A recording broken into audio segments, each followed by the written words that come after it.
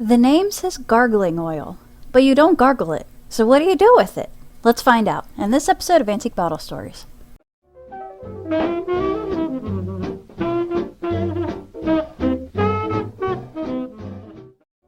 Our story starts with a guy named George Washington Merchant.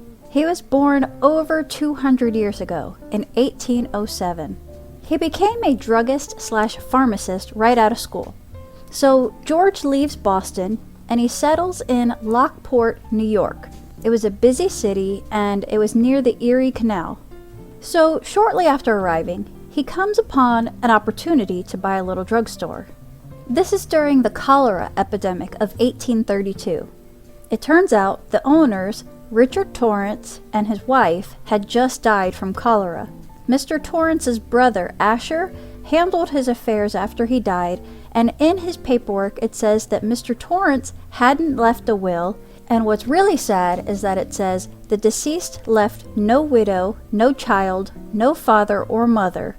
But I see in 1830, just 2 years earlier, he has 12 people living in his house. In the 1830 census, it only has tick marks for males and females for certain age groups. It only has the name of the head of the household. No other names are given. But he has several children living there. He has an elderly male in his 70s, so I assume one of their fathers is living there. And there's a male in his 40s and a female in her 30s, and I'm assuming that's Mr. and Mrs. Torrance. So anyway, George Merchant bought their little drugstore. A few sources say that George Merchant concocted his famous liniment, but other sources say that one of Merchant's customers introduced him to a liniment that he had brought over from England. Either way, in 1833, George Merchant began selling this gargling oil. Now here's the earliest ad that I found. It was in 1839. This would have been about 7 years after he started selling it.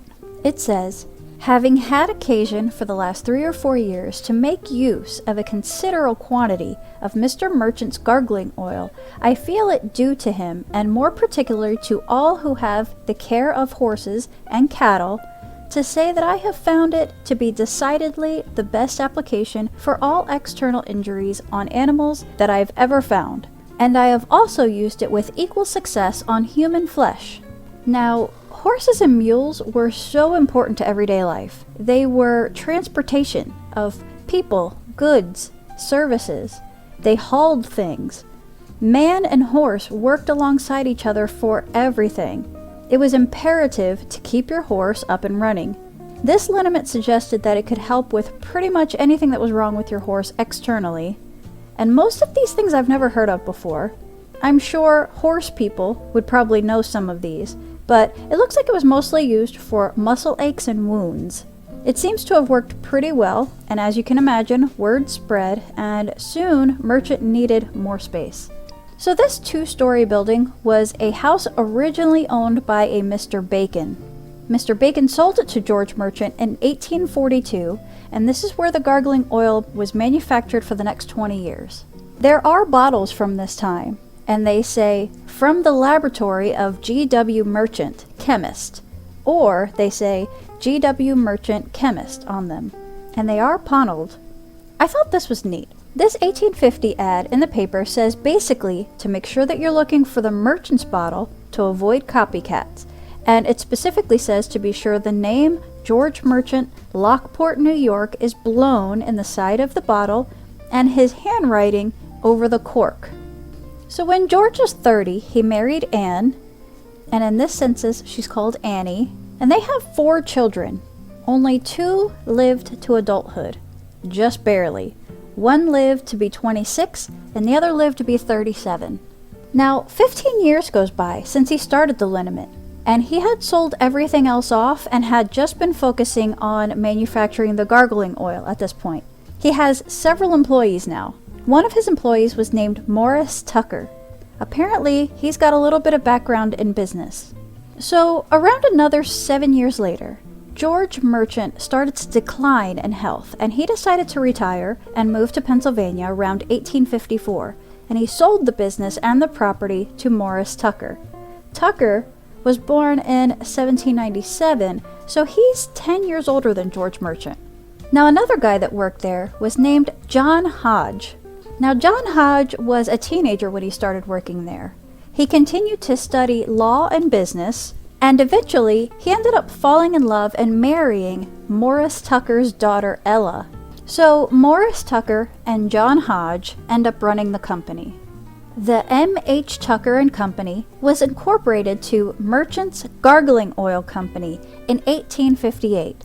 Now this one says that the property on Cottage Street, where the gargling oil had been manufactured for the last 20 years, was sold to a Mr. Moss in 1861. I found a history of the business in the paper in 1867, which states that in 1863, a destructive fire swept away the buildings at a loss of $15,000, at which point the business moved to a place on Market Street, which I think is this photo. Here are some descriptions in the paper in 1870. It says, the new building of Merchants Gargling Oil, completed last year, has 51 feet frontage, 103 feet back, it's 4 stories, including a basement. It's constructed of cut stone. It says the second floor is for printing and labeling, third and the fourth floor is for storage, and the basement is for manufacturing and bottling. Morris Tucker died suddenly in 1866 at the age of 70. It said he had only been ill for a few days, and it said his dissolution was so near at hand that the announcement of his death was such a shock to the community. In his obituary, it mentioned that he had at some point been postmaster and town clerk.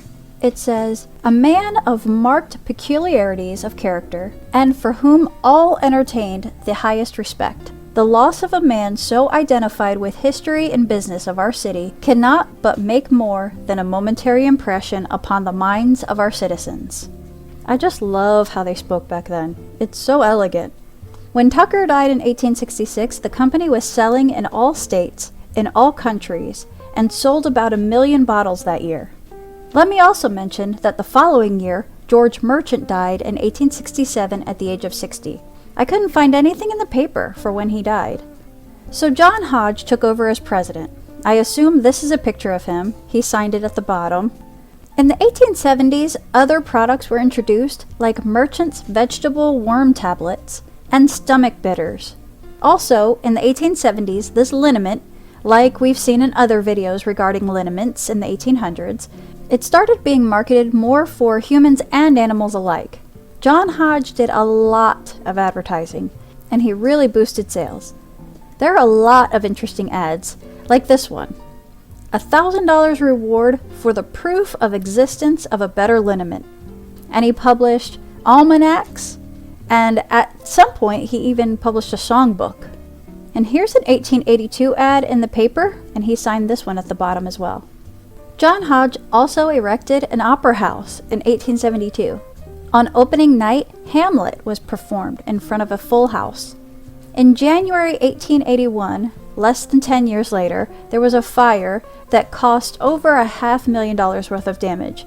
It completely destroyed the gargling oil building and the opera house, and both were immediately rebuilt. This 1906 article talks about the new gargling oil building that was erected in 1881 after the fire. And here's the rebuilt opera house. John Hodge died in 1895. He was a millionaire by the time he died, and he hadn't updated his will since 1870, which was 25 years before he died.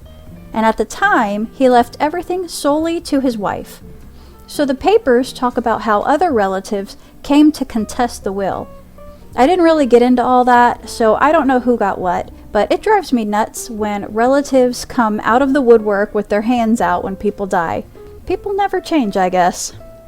As of 1906, a Charles Clark and an H. Gardner Jackson were running the business. I'm not sure if it changes hands anymore before the huge fire in 1928, which wiped out half the block, completely destroying the gargling oil building and the Hodge Opera House again. It also took some nearby buildings and companies. Well, the Gargling Oil Company decides to call it quits.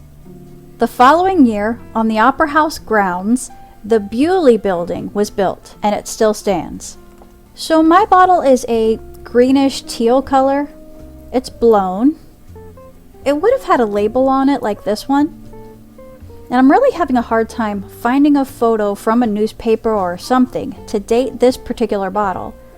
I suppose it could be as early as the 1870s, and I wouldn't say any later than 1910. And that'll do it for today. You guys have a great day. We'll see you next time. Thanks for watching.